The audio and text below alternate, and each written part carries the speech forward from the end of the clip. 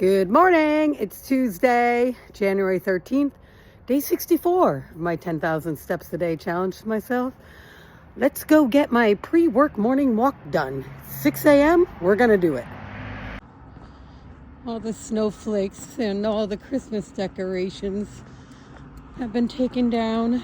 I know it's January 13th, but it's a little sad. It was a lot brighter on my walk with those lights. But luckily I still have some of these light poles. But let's get this pre-work morning walk done. And here comes the beginning of the sunrise. The nice oranges and reds.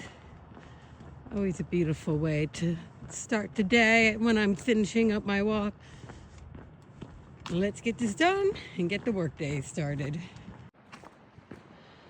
After work for my beach walk down at Anchor Beach. It's still 40 degrees out, so it's beautiful out. Nice and clear. This is always peaceful and relaxing to me after commuting home from work. Let's go. A little bit of wind, as you see by the flagpole, but it's fine. We're gonna get this done. I love the sound of the waves crashing here at night. In the words of George Costanza, serenity now. Let's get this after work walk finished. After work walk done on January 13th on Tuesday.